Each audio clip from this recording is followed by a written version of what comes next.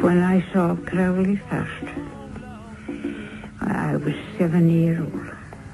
I used to, whoever I was walking alongside, say my sisters or my father and mother, I used to creep to the other side to get at the back of them so that I wouldn't be seen. It was this figure of him, you know, how he was dressed up. Very frightening. A great big long black cloak. We called it a cloak. It covered him all up, right down to his ankles. And then he had this great big broad hat.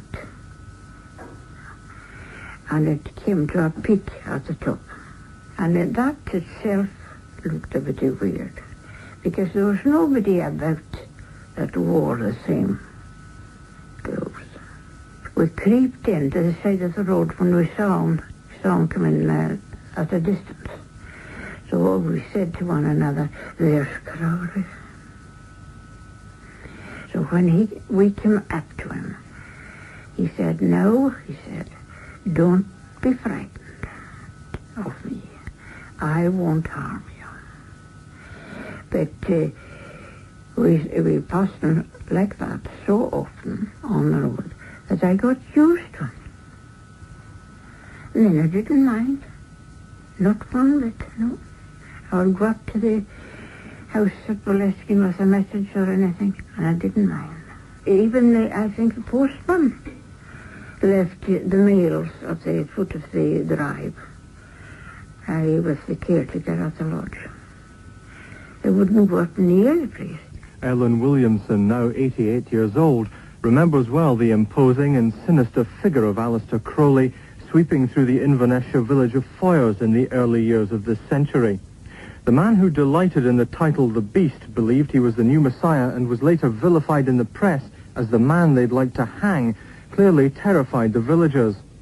But why should the son of a wealthy Warwickshire brewer choose this Highland setting to further his career as a black magician? Writer Colin Wilson, acknowledged as one of Britain's foremost authorities on the occult, has just published a biography of Crowley. To some extent, it was an accident. What he needed to begin with was a house where he could carry out a long magical ritual, which actually takes 6 months to perform, and he needed a place with a door opening to the north, and there had to be a terrace he could cover with fine sand, and a kind of a lodge where he could make the spirits congregate, and he just searched and searched throughout 1899, and then finally found what he wanted at the southern shore of Loch Ness, near Foyers, this Boleskine House. The owner rented it to him very cheaply. Incidentally, Crowley always tried to give the impression that he was the owner of the place, and of course gave himself the title the Laird of Boleskine. Crowley revelled in the idea of being a Highland laird, even though his so-called estate was only 2 acres. According to Highland-based writer and historian Elizabeth Sutherland, that was typical of the Crowley character. I think he had delusions of grandeur. He believed that he was from Celtic stock and that he was a descendant of Louise de Kerouaille, who was the mistress of Charles II, I believe, wasn't she, the Countess of Portsmouth. And so when he came up to the Highlands, he felt that having taken on a big house, he should act the part of the laird. So he called himself the Laird of Boleskine and Abertaf.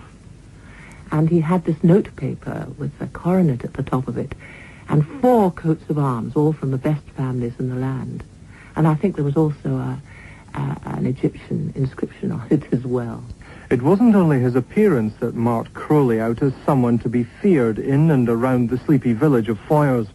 Willie Batchin, who's lived in the area all his life, recalls stories told by his uncle, a gardener at Boleskine House during Crowley's time there. Just below Boleskine House is a burial ground, the old burial ground.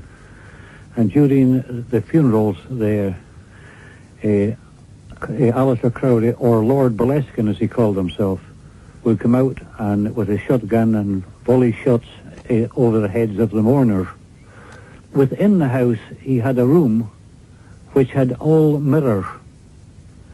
And when he got the people into the rooms, he would shut the door, and there was no way they could get out. I think he drove fear into many of the servants that way. And also, within that room of mirrors, he had a skeleton made up there. So once they get in, they couldn't get out unless he opened the door. I think there was some people that saw inside that room of mirrors when he wasn't there. When you went in the door, you saw yourself there, right round the room. That itself was a bit frightening to anybody. He had this wee table, small little table. He sat on the floor, and he had this table in front of him with his food. And it's there that he had his meals. In that room, there was no chairs or anything like that in the room. Just a bare rug, big rug. And it was a bare skin rug. Beautiful. Ellen Williamson, whose mother used to help out as a cleaner in the house and who, as a little girl, had the run of Boleskine, even that mirrored room, when the master was away from home, of course. Crowley chose Boleskine for the lengthy Abramelin ritual of conjuring up his guardian spirit. Sween MacDonald, known as the Highland Seer, is widely credited with having his own psychic abilities, those of second sight. He's a fervent believer in the paranormal and says the choice of Boleskine wasn't purely accidental. He was searching for a particular place where there would be power. Now, he also searched the north of England, Yorkshire, the Lake District. He searched the whole of Scotland from the north to the south until he found Boleskine, which was at Pushhill at that time.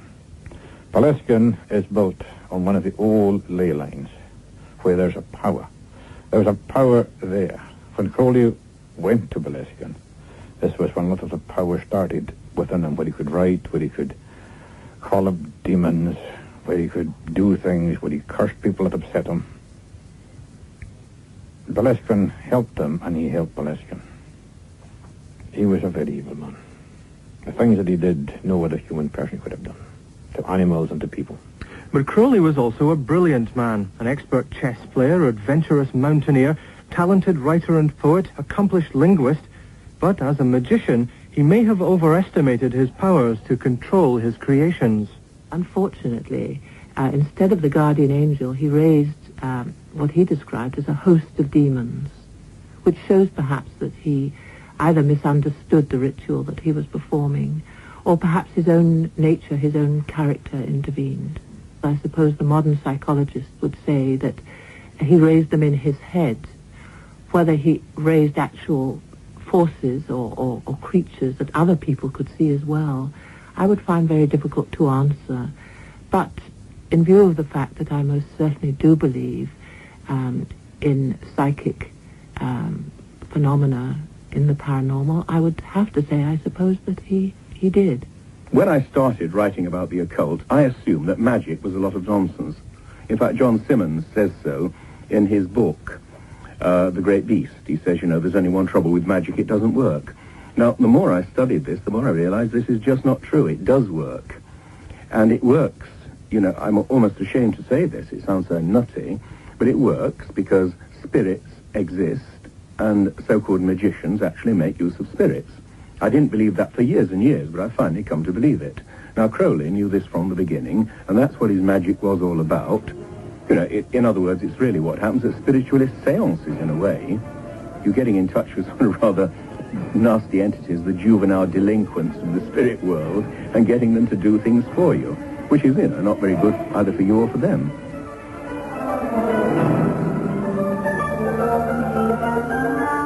Boleskine House itself may know the secret of what Crowley was able to conjure up, and if indeed some evil spirit influenced the subsequent catalogue of death, despair and insanity which plagued those connected with Crowley and the house itself. The current owner is rock guitarist Jimmy Page, formerly of Led Zeppelin, who, since the hippie cult of the 60s embraced Crowley and his theories, has been a scholar, though not a follower of Crowleyanity, as the previous Laird of Boleskine christened his own religion. Page doesn't live in the house, but has a vague plan at some future date to house his extensive collection of Crowley books and memorabilia, a museum rather than a shrine to the beast. Meanwhile, one of the rock star's oldest friends, Malcolm Dent, lives there with his family, and he's been responsible for much of the extensive restoration work on Boleskine House carried out since the early 70s. And according to Malcolm Dent, there was a spiritual presence in the house even before Crowley's time. The only traditional ghost associated with Boleskine, Crowley himself wrote about, Simon Lord Lovett, the gentleman who was beheaded after the Jacobite rebellion, whose head apparently inhabits the house. His head was chopped off for treason, and his head appears to roll about the house. Although, as I say, appears, one doesn't see it, one hears it. And I must also add that not for quite some years has anyone noticed it. Maybe we don't even notice it anymore, I don't know. Crowley was very amused by this ghost, because at first it used to roll around up and down the corridor, and he shifted a billiard table, I believe, into this room we're in at the minute, which is now our living room. And he said it confined its activities to the top of the billiard table thereafter. He was, as I say, he was quite amused by it, I think. And no doubt he'd be quite amused by other goings-on in the house 40 years since his death. Malcolm Dent says the family's become accustomed to unexplained noises and other phenomena, particularly when parts of the house are undergoing renovation. We've got a set of 7 chairs, which I believe the history of them is that they were originally in the Café Royal in London, which Crowley, amongst other people, frequented.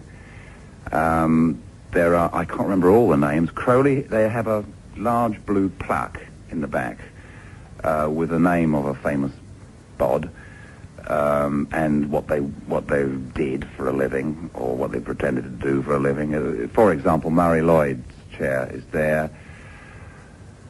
Sir Billy Butlin's chair is in the collection. James Agate, who was a critic and journalist, and Crowley, and Rudolph Valentino had a chair as well. And some years ago, we decided that these chairs could do with cleaning up and restoring, and the brakes and the rest of it repaired. So the chap that did them, without thinking about it, and I hadn't thought to tell him, he simply removed all these blue wooden plaques from the back of them, took care of them so that the lettering on them was not damaged, stacked them up somewhere, did all the job to them, put all the plaques back in, not necessarily in the chairs from which they'd originally come, and duly gave them back to us. Very nice too. They were very nice. They looked very nice. And so we put them around the dining table, and for some weeks thereafter, Murray Lloyd's chair and Aleister Crowley's chair kept changing places overnight. You'd come in after a day or two, or whatever, you hadn't been in there, and they'd have moved and changed places, and the rug always used to be shuckled up right across the room. Again, we didn't know why, so I religiously put them back where they belonged.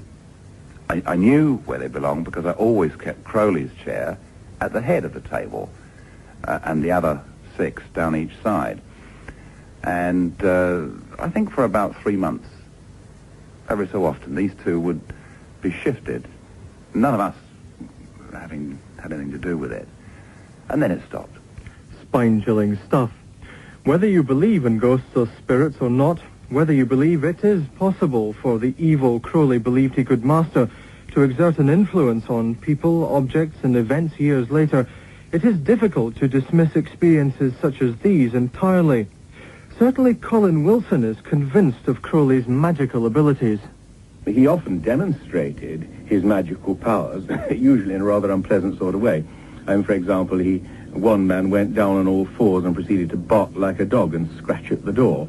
On another occasion, he was walking down Broadway with a friend who said, "Demonstrate your magical powers." So he said, "Okay," and he fell into exact step behind a stockbroker who was walking along swinging his briefcase, and then quite suddenly Crowley let his knees buckle and fell to the pavement for just a brief moment and sprang up again. At the same time, the stockbroker in front of him also buckled, fell onto the pavement, and looked around in a bewildered way for the banana skin. So there's no doubt whatever that Crowley did have very peculiar powers. Also, of course, great hypnotic powers where women were concerned. I mean, it may just partly have been his attractiveness, but there are so many dozens of stories. For example, of Crowley standing looking in a shop window in the Strand. A very attractive woman stood at the side of him, and then suddenly her eyes met Crowley's in the reflection in the glass, and they disappeared into the Savoy together and spent 10 days together, at the end of which she got a divorce from her husband. Now, this kind of thing happened again and again. And as Elizabeth Sutherland explains, his first marriage followed this pattern entirely. His great friend, Gerald Kelly, Sir Gerald Kelly, the painter, was staying at Boleskine with him. And at the same time, Gerald Kelly's mother and sister Rose were staying in Strathbethorth. Now, Sister Rose had got into great trouble with two young men, both of whom wanted to marry her. So Gerald Kelly went over to see her, taking the Laird of Boleskine with him. And the Laird of Boleskine must have looked rather grand, in full Highland regalia, sporting the MacGregor tartan. Anyhow, he had a solution to Rose's problems. He said, "Marry me." So they were married very early the next day by the sheriff, and I gather Sir Gerald arrived on the pavement just after the ceremony had been performed, and there was quite a fight there. But Aleister Crowley took his bride home, and within 3 days he was madly in love with her. Sadly, the marriage didn't last all that long. Poor Rose was to die, certified insane through alcoholic poisoning. There was even a child from the marriage, a baby girl, but she too succumbed to Crowley's Midas touch in reverse. Crowley took his wife on a round-the-world trip, finally left her to come home on her own from India, and the child died of typhoid on the way home. It was typical. So many people that Crowley knew ended tragically. For example, nearly all the women that Crowley got involved with, and there were a lot of them, became alcoholics. He just seemed to do this to people. He didn't mind the children, for example, watching people having sex because, you know, he thought this was very good for people. He was kind of post-Freudian in that sense. He insisted on his mistress having sex with a goat and all kinds of things. And, of course, he also, in one of his magical rituals, killed a cat and got one of his disciples, Raoul Loveday, to drink its blood. The chap got gastroenteritis and died as a consequence. And it was his wife who went back to London, denounced Crowley to the Sunday Express, which came out with this headline about the wickedest man in the world. That was actually in John Bull, that the Sunday Express said the same thing. And, of course, Crowley, who had just published his first novel, and who was looking, which was quite successful, a thing called A Diary of a Drug Fiend, and was looking forward to becoming a literary celebrity, or at least making his living from this, suddenly found to his horror that, you know, the newspapers were denouncing him as a filthy beast and the man they'd most like to hang. He felt this was downright unfair. He felt that he was a serious magician. All of this sex wasn't just for the fun of it. He was really trying to achieve magical powers. In fact, he was really trying to become a kind of a Nietzschean Superman. That's how he saw himself. But, of course, for the rest of his life was all downhill from then on. That was in the 1930s. Little wonder his Invernessian neighbours were scared of him. A local butcher Crowley was said to have argued with accidentally slashed his wrist with a knife and died while cutting up meat. His housekeeper suddenly fled the house and disappeared. A spiritual medium who stayed there became a prostitute. Crowley's coachman, a confirmed teetotaler, suddenly fell into a severe bout of delirium tremens. A workman appeared to go berserk and attacked Crowley, trying to kill him. Later, during a mountaineering expedition to K2, the world's second highest mountain in the Himalayas, several of the team died, with Crowley being blamed for it. He had to escape from India after allegedly murdering two men who he said tried to rob him. And even after his death, there was tragedy at Boleskine House when a subsequent owner committed suicide there. But curiously, those who actually knew Crowley don't have a bad word to say against the man. In this interview recorded in 1955, one of his Café Royal cronies, Louis Marlowe, maintained Crowley was not the font of all evil that he liked to pretend he was, and that others seemed delighted to portray him as. People seem to forget that he had his tongue in his cheek, that he had a very acute sense of humor indeed. One can remember a great many extraordinarily witty and brilliant things that he said. Of course, some of them are not quite repeatable. But he was a character who ought not to be represented simply as a figure of evil and a tool of the devil and a black magician. I think he's a man who will be remembered and remembered simply because of the potency of his own identity. Another regular acquaintance was novelist Christopher Isherwood. Isherwood and his close friend Gerald Hamilton got to know Crowley in Berlin during the 30s, as Hamilton recalled in this archive interview. Isherwood and I went to call on him when he was in Berlin and had an exhibition of his paintings all to himself, opened by some important German. I had never met him before, but he was very anxious for us both to call and see him. From that day onwards, a certain friendship sprung up, and I enjoyed his company as much as I hope he may have enjoyed mine. The terrible wickedness which is still attached to his name, the wickedest man in the world, as he liked to be called, made me roar with laughter, because in point of fact, as I got to know him very well, both in Berlin and in London afterwards, I found him to be really a bon bourgeois who liked a good cigar, good wines, a good meal, and above everything else, a good game of chess. He's fortunate in his biographer, John Simons, who's written 2 lives of Crowley, and who has very distinctly portrayed his amazing character. Erudite, a little inclined to be drunken, and above all, kind-hearted. That was how I found Aleister Crowley. Crowley certainly did have an acute sense of humour.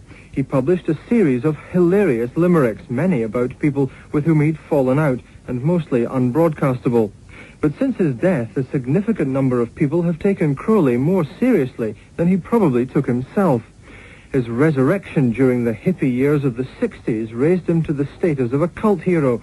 The Rolling Stones were moved by his influence to record an entire album around the theme of black magic, their Satanic Majesty's Request. And you'll find Crowley's picture among the faces on the Beatles' classic Sgt. Pepper's Lonely Hearts Club Band. And particularly in the United States, Crowleyanity has an increasing following. A lot of people do take Crowley seriously. I personally find that I don't like Crowley. I don't like anything that he did. I don't like the personality. But he obviously has a very strong effect on a lot of people. See, his philosophy, do what thou wilt, is very appealing, isn't it? I think that Crowley probably was a man totally without conscience. Maybe someone that we would call a psychopath today. He certainly had his tongue in his cheek, and he didn't think he was wicked at all. I point out that he really did some pretty disgusting and nasty things. He was a sort of extremely unpleasant man in many ways. I've written biographies of several people, including Shaw and Rasputin, but Crowley is the first person that I would not have liked to have met. His absolute loathing of authority, of course, was exactly what the hippies loved. He seemed to be, a bit like Wilhelm Reich, a figure who preached freedom, let it all hang out, do what you like. And I think this was the reason that the Beatles put his picture on their Sgt. Pepper album, and his books really began to sell once again. Oh, he would have become a kind of hippie saint if he'd still been around in the 60s. He died, of course, in 1947. He has left a legacy, and there is a lot of people involved with Crowley and what he has left behind. Indeed, I know 1 or 2 that are very, very steeped in Crowleyism. And you look for more power, you crawl more power, you work at more power, and then it can destroy you in the end, like I said earlier. Because even though the man died in 1947, the power that he has left behind is still there, and the demons are still going about. I believe that if they can still latch on to them, because I know that things do happen when people become involved deeply in the Crowleyism. Things going wrong, accidents happening, things happening out of the blue that shouldn't be happening at all, like things in the house going wrong, darkness round about, shades of the unknown coming round about rooms and people and noises on stairs, which I've heard people complain about. But the man who now occupies Crowley's house hasn't been enchanted by the magic of the great beast. Malcolm Dent says Crowley's legacy is something he'd rather be without, and it's not only the spiritual visitations to Boleskine which he finds disturbing. I wish he'd get out of my life. I think that because of Crowley, We are invaded constantly with visitors claiming knowledge or interest or whatever in the occult, who come here and want to feel the aura of the house or feel the aura of Crowley's spirits or whatever, and I don't approve of that. I don't like it. It interrupts my life. And on top of that, I think that some of these people are, they're really in a state of ignorance as to what the occult really means and what it can do.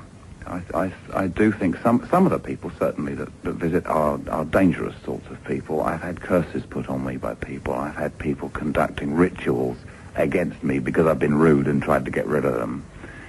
And I have seen people who I've asked to go away then turn up in the burial ground, which is in our ground, just below the house here, conducting all sorts of strange rituals and stuff in there. The man's dead. I wish a lot of people would realize that.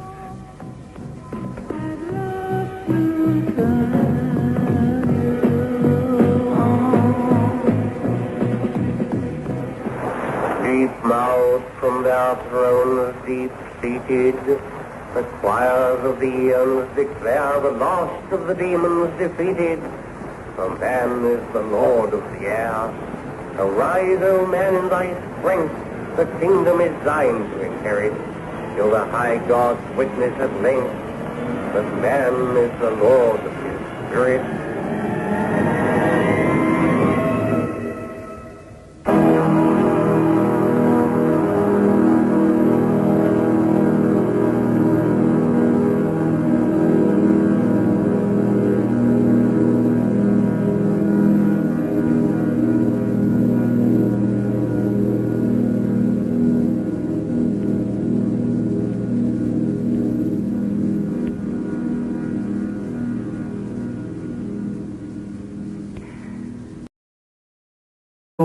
Remembers well the imposing and sinister figure of Aleister Crowley sweeping through the Inverness village of Foyers in the early years of this century.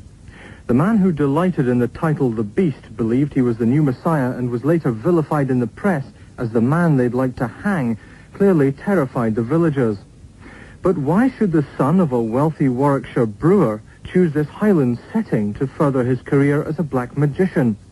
Writer Colin Wilson, acknowledged as one of Britain's foremost authorities on the occult, has just published a biography of Crowley. To some extent, it was an accident.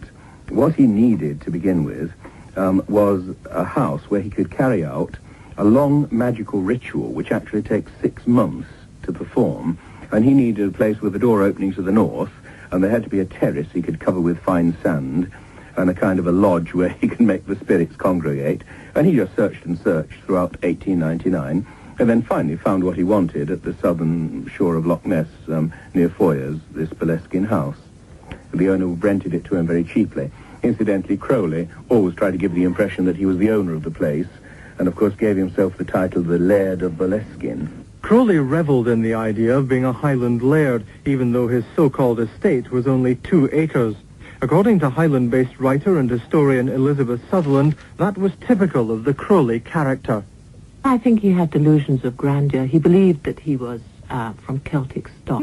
Big, long, black cloak. We called it a cloak. It covered him all up, right down to his ankles. And then he had this great big broad hat, and it came to a peak at the top. And that itself looked a bit weird, because there was nobody about that wore the same clothes. We creeped in to the side of the road when we saw him coming at a distance. So we said to one another, "There's Crowley."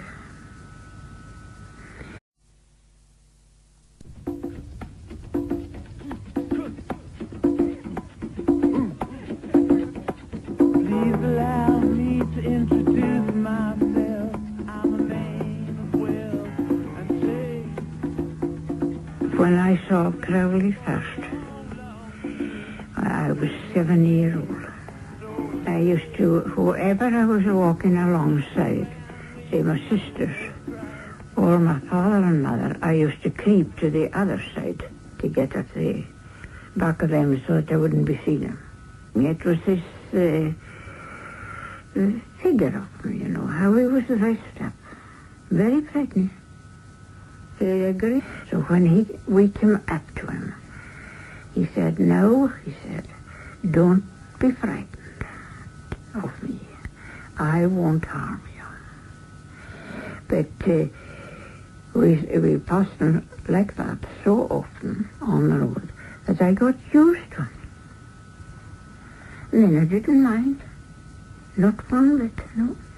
I would go up to the house at Boleskine with a message or anything, and I didn't mind. Even, I think, the postman left the mails at the foot of the drive. I was the caretaker at the lodge. They wouldn't go up near the place. Ellen Williamson, now 88 years old.